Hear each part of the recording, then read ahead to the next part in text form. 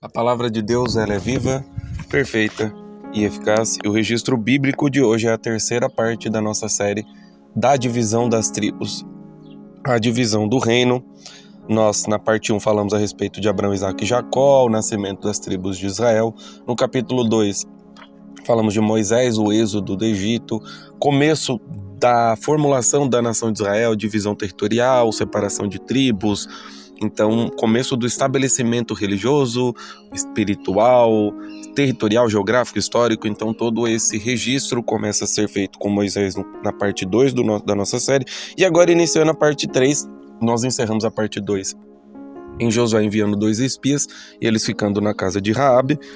Agora, em Josué capítulo 1, já é a escolha de Deus. Deus fala diretamente com Josué para que ele seja forte e corajoso. E no capítulo 5, a circuncisão do povo de Israel em Gilgal, porque muitos não tinham sido, toda uma geração morreu, e eles não tinham sido circuncidados no deserto. E aí Deus manda Josué fazer facas de pedra para poder circuncidar esse povo. No capítulo 5 também nós temos a queda de Jericó, e no capítulo 6 nós temos a descrição sobre como era Jericó, como foi a entrada na cidade, a queda de Jericó em si. No capítulo 8, a queda de Ai. Então, apesar do erro que Josué cometeu em invadir Ai de forma arrogante, porque ele não perguntou a Deus e não enviou todo o exército para lá, e Ai era militarmente mais fraco, apesar de ser tão grande quanto Jericó, mas militarmente mais fraco. Eles tiveram um pecado que foi acobertado. Josué não orou, não consultou o sacerdote Eleazar, e isso gerou o pecado de Acã, o anátema. E aí nós temos Josué capítulo 9, nós temos a astúcia dos gibeonitas, ou seja, Josué novamente não consultou a Deus a respeito de quem eram os gibeonitas. Então você tinha muitos cananeus ali na região que ficaram sabendo da entrada de Josué com seu povo pelo Mar Vermelho a seco, ou seja, Deus abriu o Rio Jordão, e eles passaram para dentro do Jordão a oeste, né? E isso causou um grande temor em todos naquela região. E os gibeonitas, apesar de ser uma cidade muito grande, militarmente forte, mas eles ficaram com medo. Então, apesar disso,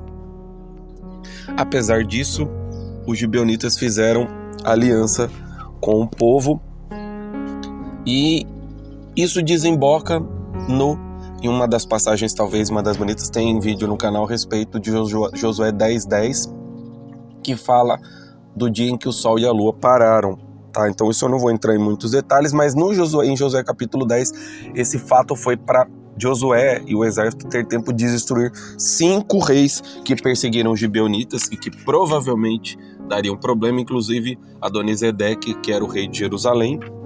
Esse era um dos reis dessa coalizão do mal. Lá eu dou detalhes do capítulo 10, então eu não vou entrar em muitos detalhes para não se alongar, mas os reis, né? Nós temos os nomes dos reis que foram perseguidos por Josué: Adonisedeque de Jerusalém, Roão de Hebron, Pirã de Jarmute, Jafia de Laques, Debir de Eglon. Nós temos aqui Adonisedeque de Jerusalém, Roão de Hebron, Jafia de Laques. Então, esses 3 reis, eu estou fazendo menção porque lá na frente, essas cidades, todas elas aparecem na Bíblia. Adonisedeque de Jerusalém, não preciso nem entrar em detalhes porque eu falei de Jerusalém.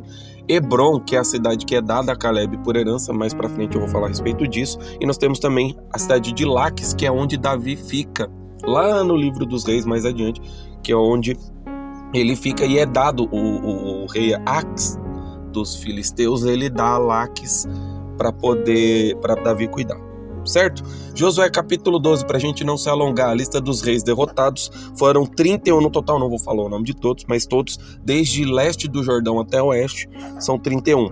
Josué capítulo 13, territórios ainda por conquistar, então a Filístia e o Líbano estão nessas. Então, Josué capítulo 13, versos do 1 ao 7, você tem a descrição dos territórios que vão ser conquistados, inclusive os 5 da Filístia: Gaza, Ascalon, Ecrom.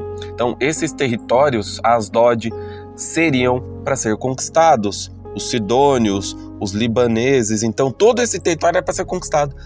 Então, quando, por exemplo, Salomão faz parceria com Tiro e Sidom, não era para ser feito, né? Deus ia dar paz para Salomão, mas ele quis agir de outra forma. Eu não vou entrar em detalhes de temas futuros, mas isso talvez foi um dos erros que talvez Salomão cometeu. A gente não vai conseguir saber com clareza de detalhes o que fez Deus se arrepender da linhagem de Salomão, dele ruir o reino, mas a parceria, essa aliança que foi falado anteriormente que não era para ser feita com povos ao redor, fez com que Deus se arrependesse do reinado de Salomão. Josué capítulo 14, nós temos informações a respeito das divisões das tribos a oeste do Jordão, e Hebron é entregue a Caleb, conforme eu falei agora há pouco, tá?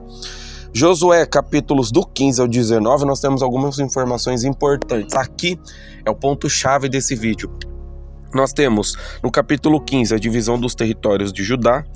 No capítulo 16 e 17, aí entra o que eu falei no outro vídeo, divisão das tribos de Efraim e Manassés, ou seja, as terras da Efraim e Manassés que foram dadas para José, governador do Egito, passou essa herança que foi dada pela bênção de Israel a Efraim e Judá. Efraim passou a ter a primogenitura, mas a porção dobrada territorial ficou com Manassés. Então metade da tribo ficou a oeste, antes do Jordão, e a outra metade dentro do território de Canaã. Então metade da tribo de Manassés ficou com Ruben e Gade a oeste do Jordão, e a outra metade ficou a leste, dentro dos territórios de Canaã.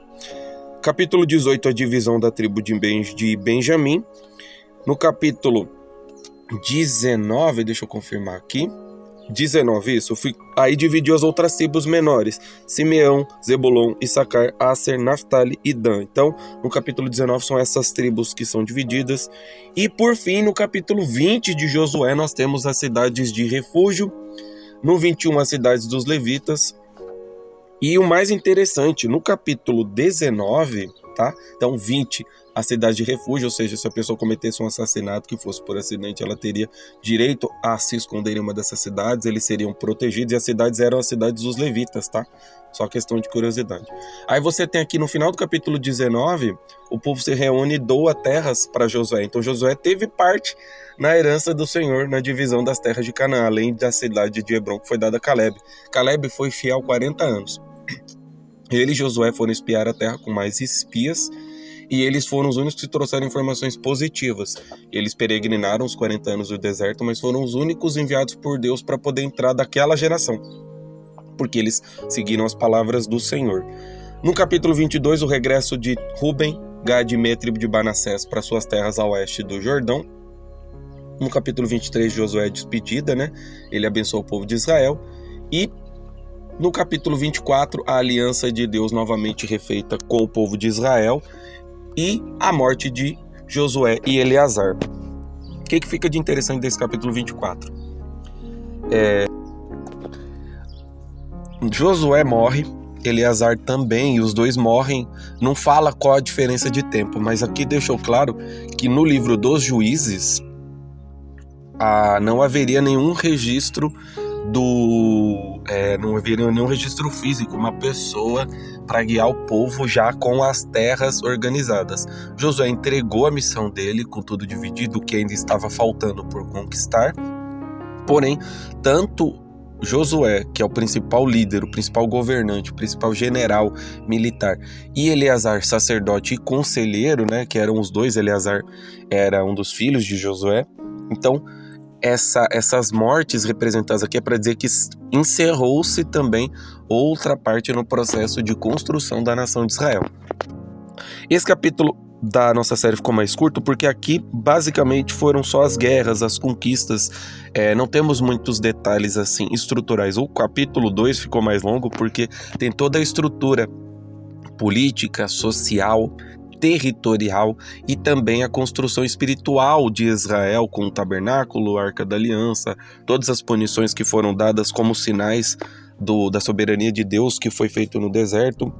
E aqui começamos um novo ponto importante e nós vamos ingressar no próximo vídeo no livro dos Juízes, já começando um regime político que não institui apenas a vontade de Deus, guiando o povo com um líder. No caso, Moisés, ele era o principal governante, mas ele não tinha um cargo de rei, um cargo de juiz, como é o caso de Sansão, como é o caso de Samuel. Ele era um líder ao lado de Arão, líderes espirituais de uma época que não tinha ainda uma nação. Então ele estava guiando um povo peregrino, um povo sem terra física, apesar que nosso território é na Nova Jerusalém, mas nós não temos um território. Na época Israel não tinha essa percepção, eles eram um povo recém-liberto do cativeiro egípcio, né, não é bem um cativeiro, né, dessa escravidão que eles ficaram 400 anos. Então Moisés, ao lado de Arão, libertou o povo dessa escravidão. Então não havia um regime político, um regime religioso, havia muita idolatria, muitos problemas dentro da congregação.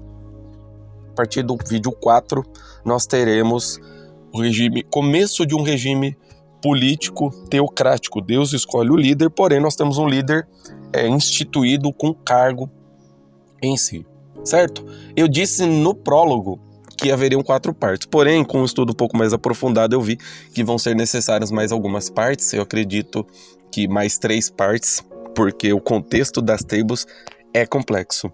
E mesmo alongando os vídeos ainda vão ser necessárias mais partes, tá bom? Deus abençoe a todos, muito obrigado por assistir até aqui e até o próximo.